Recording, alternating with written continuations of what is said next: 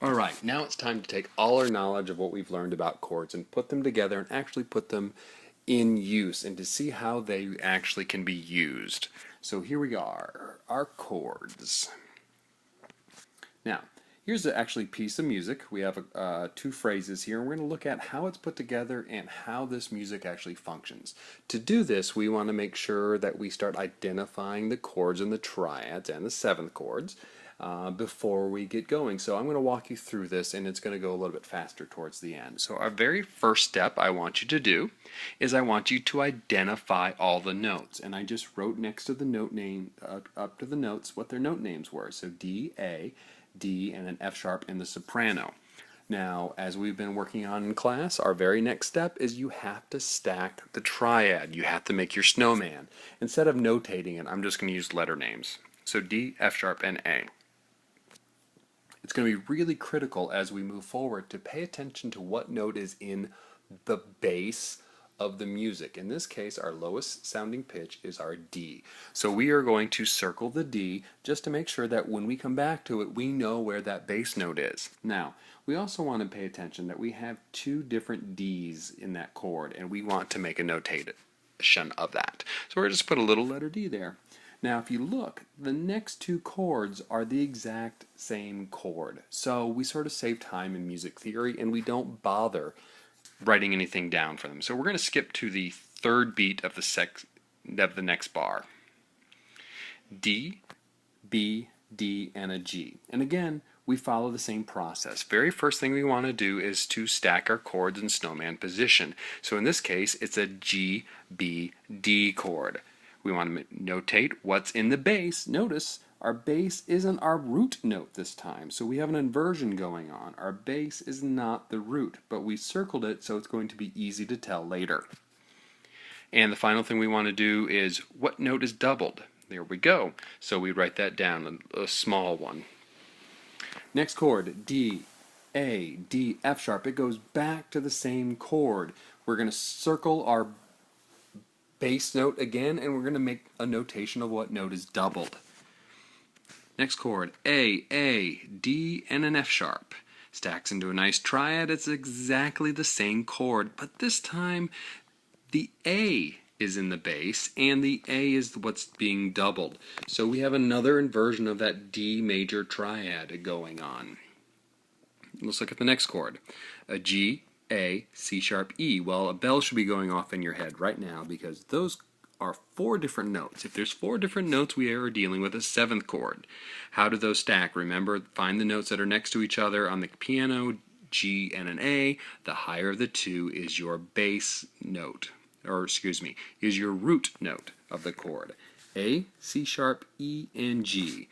I'm going to also make a note, again, where is my bass? My bass is in the seventh of the chord. Moving along, and we're just going to let this run. D, F sharp, A. F sharp's in the bass. We have two Ds. G, E, B, D.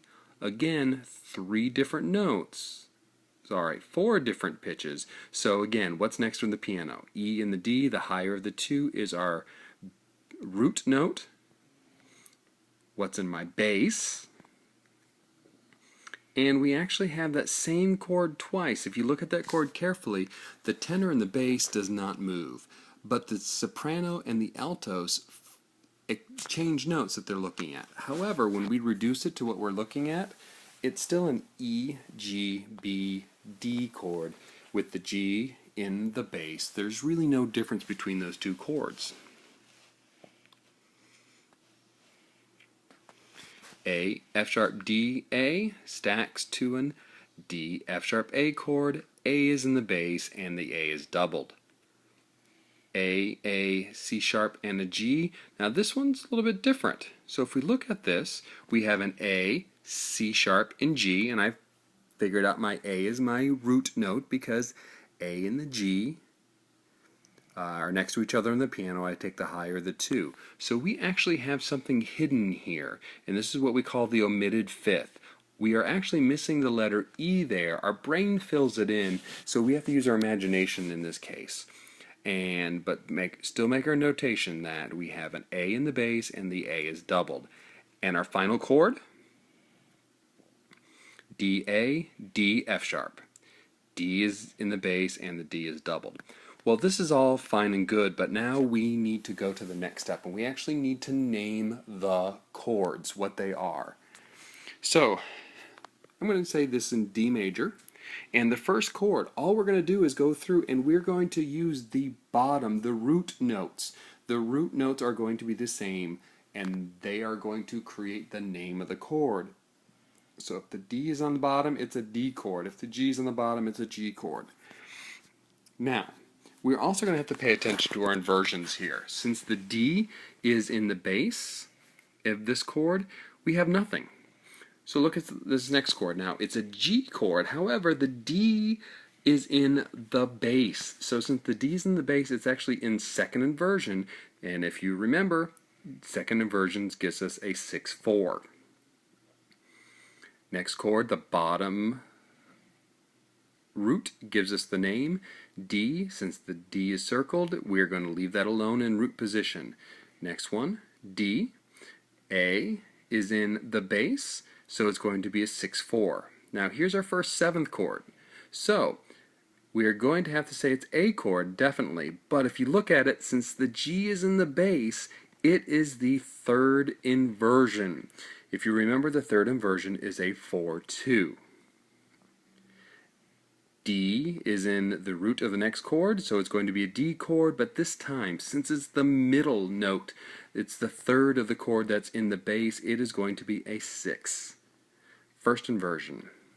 We have an E minor chord with the third in the bass. Since the third is in the bass, it is a 6/5. That is our first inversion. We have the same chord twice.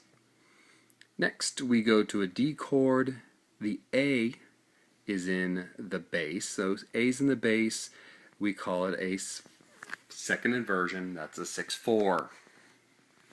A is in the bass, and despite our missing E, since A is in our bass, A's the root of the chord, it's a standard 7 chord.